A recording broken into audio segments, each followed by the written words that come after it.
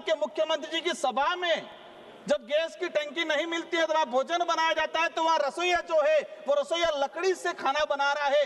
ये दृश्य सामने आ रहे हैं, लेकिन सरकार इस सच्चाई को स्वीकार करना नहीं चाह रही है। हमारे बांसवाड़ा और डूंगरपुर दो मेडिकल कॉलेज हैं स्वास्थ्य सुविधा सुधारने के लिए, लेकिन इस मेडिकल कॉलेज का ही स्वास्थ्य सुधार करने की जरूरत है, क्योंकि वहां भ्रष्टाचार हो रहा है। वहां पर पानी निकासी की बारिश में पानी भर जाता है मेडिकल कॉलेजों के अंदर, पार्किंग की सुविधा नहीं है। वहां पर जो एक तरफ बनता जा रहा है दूसरी तरफ टूटता जा रहा है। माइक्रो फाइनेंस कंपनियां आदिवासी इलाके के अंदर 22 से 25% ब्याज पे पैसा देके आदिवासी समुदाय की गरीब महिलाओं को लूटने का काम करते हैं, उनको प्रताड़ना करने का काम करते हैं। तो मैं चाहूंगा कि माइक्रो फाइनेंस कंपनियों पे बैंड लगाया जाए जो 22 से 25% ब्याज लेते हैं। आदिवासी इलाके में शिक्षा का अभाव रहता है, वो लोग समझ नहीं पाते उनकी गणित को, उनको बॉन्ड किया जाता है और जब वो पैसा नहीं भर पाते हैं तो उनसे उनके बकरे लिया जाते हैं, उनसे वहां के मुर्गा, उनके पशु चुरा लेने का काम करती है माइक्रो फाइनेंस कंपनियां। उन पे बैंड लगाया जाए। धन्यवाद। राजकुमार जी, माननीय राजकुमार जी। धन्यवाद। धन्यवाद सभापति महोदय, आज आपने वित्त विधेयक पर बोलने का अवसर प्रदान किया, उसके लिए आपको धन्यवाद। महोदय, ये बजट तभी सफल माना जाएगा जब देश के अंतिम छोर पर खड़े आदिवासी, दलित, किसान व गरीब परिवार तक उसका लाभ वास्तविक रूप से पहुंचेगा, तभी ये सफल माना जाएगा।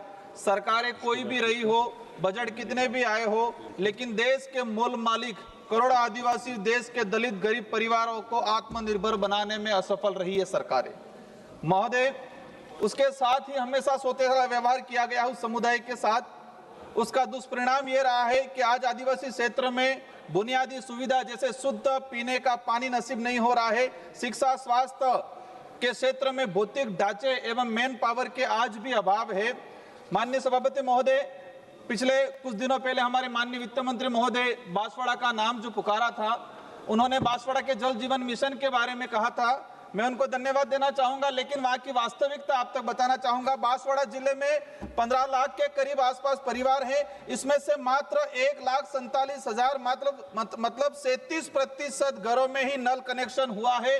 वहीं डूंगरपुर जिले में मात्र 99,019 परिवार मतलब 32% घरों के अंदर ही नल कनेक्शन गया हुआ है, वो कागजों में हुआ है। 70% घर आज भी शुद्ध पेयजल से वंचित है। मात्र 70%, जो 32% के आसपास जो नल कनेक्शन हुए हैं, वो सिर्फ नल कनेक्शन हुए हैं, उन नलों में आज पानी नहीं आ रहा है, सिर्फ कागजों में नल कनेक्शन हुए, पानी नहीं पहुंच पा रहा है। माननीय सभापति महोदय, हमारा राजस्थान में गैस की बहुत किल्लत है, ये सरकार को स्वीकार करना पड़ेगा। पूरे देश में है, सरकार के लोग कह रहे कहीं किल्लत नहीं है, लेकिन राजस्थान के मुख्यमंत्री जी की सभा में जब गैस की टंकी नहीं मिलती है तो वहां भोजन बनाया जाता है, तो वहां रसोईया जो है वो रसोईया लकड़ी से खाना बना रहा है।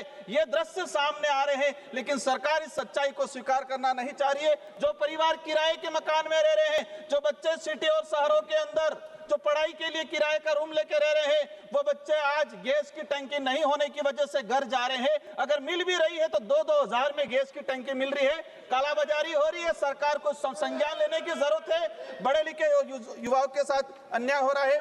माननीय सभापति महोदय, हमारे बांसवाड़ा और डूंगरपुर दो मेडिकल कॉलेज हैं स्वास्थ्य सुविधा सुधारने के लिए, लेकिन इस मेडिकल कॉलेज का ही स्वास्थ्य सुधार करने की जरूरत है, क्योंकि वहां भ्रष्टाचार हो रहा है। वहां पर पानी निकासी की बारिश में पानी भर जाता है मेडिकल कॉलेजों के अंदर, पार्किंग की सुविधा नहीं है। वहां पर जो एक तरफ बनता जा रहा है दूसरी तरफ टूटता जा रहा है, तो ये पैसा भ्रष्टाचार की भेंट चढ़ रहा है, किसी प्रकार की सही मॉनिटरिंग नहीं हो पा रही है। माननीय सभापति महोदय, हमारे देश का किसान उसके खेत में कौन सा बीज बोएगा, उस बीज से जो फसल पैदा हो रही है उसके लिए क्या कौन सा खाद, कौन सा फर्टिलाइजर उपयोग किया जाएगा, और उस किसान जो खेत से अनाज जो पैदा कर रहा है उसकी रेट क्या होगी, ये तय ट्रम्प डील के माध्यम से क्या अमेरिका करेगा? हमारे देश के किसान क्या बोएगा, क्या फर्टिलाइजर यूज करेगा, वो अमेरिका तय करेगा। और यही नहीं, उस खाद्यान्न से जो हमारे लोग खाना खाएंगे, जो फर्टिलाइजर यूज किया जाएगा, उससे जो बीमार पड़ेंगे उस बीमारी का इलाज क्या होगा, वो अभी से तैयार करके रहे।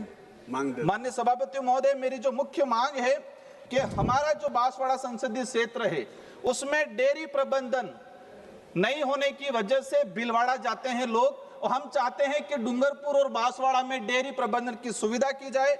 और मुख्य रूप से मेरी मांग एक छात्रवृत्ति आदिवासी दलित बच्चों की समय पे नहीं आ रही है, उसको समय पे दिया जाए। केंद्रीय वित्त आयोग राजस्थान का 20,000 मतलब 2,000 करोड़ रुपया पंचायती राज चुनाव नहीं होने की वजह से अटका पड़ा है, तो सरकार केंद्रीय वित्त आयोग का जो 2,000 करोड़ रुपया है राजस्थान की जनता को देने का काम करे, या समय पे चुनाव कराने का काम करे।